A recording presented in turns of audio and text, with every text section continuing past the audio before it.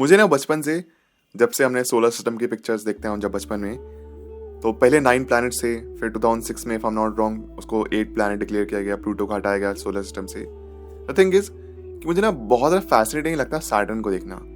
White colour का एक planet full of gases जिसके अराउंड रिंग्स हैं, बहुत फैसिनेटिंग लगता है, मुझे बहुत पसंद है सैटर्न। तो मैं हमेशा सोचता था कि अर्थ के अराउंड क्यों नहीं है ऐसी रिंग्स, अर्थ के अराउंड अगर रिंग्स होती तो कैसा होता।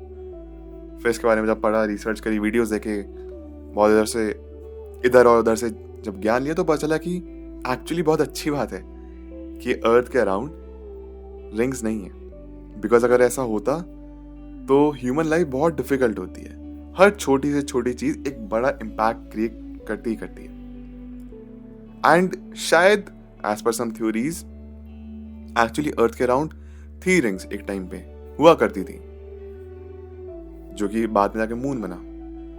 तो सैटर्न की क्या कहानी है, सैटर्न के अराउंड क्यों है ऐसे रिंग्स, और अगर अर्थ के अराउंड रिंग्स होती हैं आज भी तो क्या होता, इसके बारे में जानना शुरू करते हैं एक एक करके। तो सबसे पहले सैटर्न के बारे में ऐसा कहा जाता है, तो उसका मून है ना, moon probably billions of years ago, फिर मिलियंस ऑफ ईयर्स अगो, जो मून था वो सैटर्न की ग्रेविटी के बहुत पास आ गया, जिसकी वजह से वो एक्सप्लोड हो गया।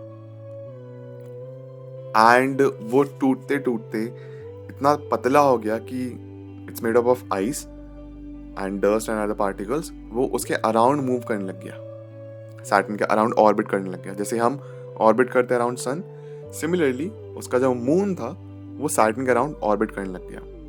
एंड वो एकदम बहुत पतला हो चुका है, बहुत पतला, एकदम थिन लेयर। तो इस तरीके से सैटर्न की रिंग्स की फॉर्मेशन हुई थी। अब ऐसा कहते हैं कि जब अर्थ की फॉर्मेशन हुई तो अर्थ के अराउंड भी रिंग्स थी, ठीक है, बट विद टाइम वो रिंग्स खत्म हो गई, वो क्लटर हो, उसका जो क्लटरेशन था वो खत्म हो गया। कैसे? इमेजिन करते हैं कि अर्थ का एग्जाम्पल लेते हैं कि अर्थ के अराउंड भी रिंग्स हैं, ओके। फॉर सम रीजन कुछ ऐसी चीज होती है कि जितने भी वो पीसेज हैं वो एक साथ इकट्ठे होने लगते हैं, एंड सबके सब, जैसे ये अगर अर्थ है, इसके अराउंड पीसेस घूम रहे हैं, वो समहाउ कुछ पीसेस थोड़ा आगे फास्ट मूव कर जाते हैं एंड बाकी से जुड़ जाते हैं। अब सिंस यहाँ पे जुड़े तो उसकी वजह से एक फॉर्मेशन स्टार्ट हो गई जो कि आगे के पीसेस को भी जोड़ रहा है। इसकी वजह से जो रिंग्स अराउंड घूम रही थी, एक साइज कम होनी शुरू हुई, होते होते होते होते वो एक ही जगह सारी आके क्लम्प्ड अप हो गई, एक जगह आके कॉन्ट्रैक्ट हो गई सारी की सारी। एंड इस तरीके से हमारा मून बना। अर्थ के अराउंड जो रिंग्स थी वो टूट के, जितनी भी टूटी थी वो सब एक साथ जुड़ गई, they clumped up into one single moon, जो आज हमारा मून है। एंड इस तरीके से मून की फॉर्मेशन हुई हमारी। बट अगर ऐसा नहीं होता तो मान लीजिए अगर हमारा मून एग्जिस्ट ही नहीं करता, मून अभी भी अराउंड द अर्थ घूम रहा होता तो क्या होता, या फिर रिंग्स के फॉर्मेशन घूम रहा तो क्या होता। तो अगर पॉजिटिव तरीके से बात करें तो बहुत ब्यूटीफुल दिखता। जो कंट्री स्पेसिफिकली इक्वेटर के पास से गुजरती हैं, इंडिया, इंडोनेशिया, ब्राज़ील वगैरह, तो यहाँ पे ना बहुत थिक लेयर दिखती है मून की, बहुत बड़ी बड़ी, सॉरी मतलब रिंग्स की बहुत बड़ी बड़ी लेयर दिखा करती है हमको आसमान में देखने से। एंड इसकी वजह से टूरिस्ट अट्रैक्शन बढ़ता कि काफ़ी टूरिस्ट वगैरह, जैसे जिस तरीके से हम नॉर्दर्न लाइट्स देखने जाते हैं, वैसे बहुत सारे टूरिस्ट इन कंट्रीज में आते सिर्फ और सिर्फ ये स्पॉट करने के लिए। कैसा लगता है? ऐसे नहीं कि यूएस या फिर जो नीचे कंट्री है, जो पोलर कंट्रीज है, जैसे न्यूजीलैंड हो गया, ऑस्ट्रेलिया हो गया, फिर यूएस, ये सब जितना भी हो गया यहाँ पे नहीं दिखते। यहाँ बहुत पतली लेयर दिखा करती, इतना अच्छा व्यू नहीं आता जो कि इक्वेटर के पास जो कंट्रीज गुजरती हैं वहाँ पे आता है।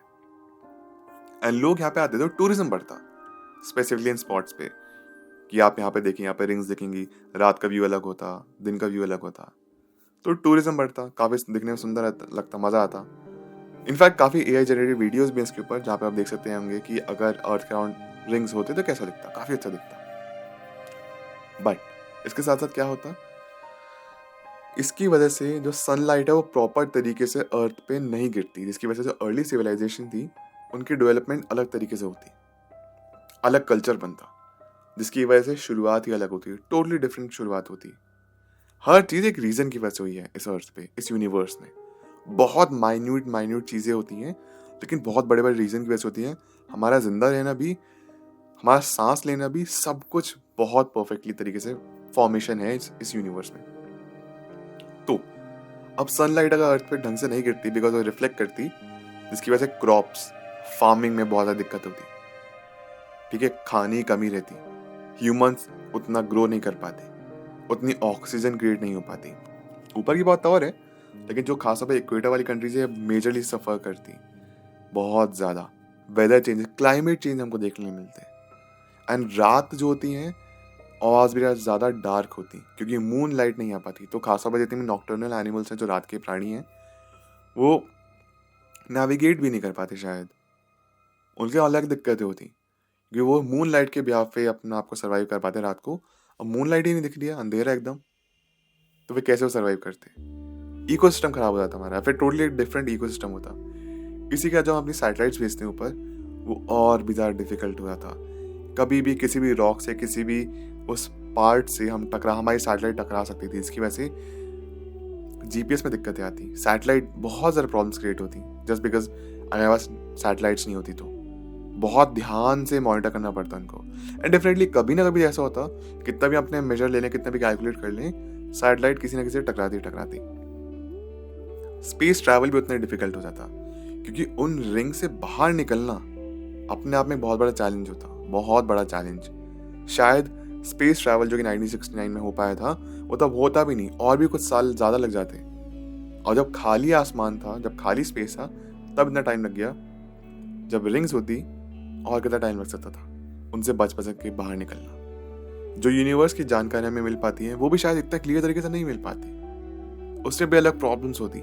और हमको स्पेस में ट्रैवल करना होता तो शायद हमको उन्हीं कंट्रीज या पोलर रीजन से ट्रैवल करना पड़ता, क्योंकि इक्वेटर के अराउंड तो ऑफ कोर्स हमको रिंग्स देखने को मिलेंगी। ये प्रॉब्लम्स होती। इसी के साथ साथ ये भी चांसेस है कि जो रॉक्स, आइस रॉक या जो भी वो घूम रहे हैं around the sun, around our earth, वो अर्थ पे आके भी गिर सकते थे ग्रेविटी की वजह से।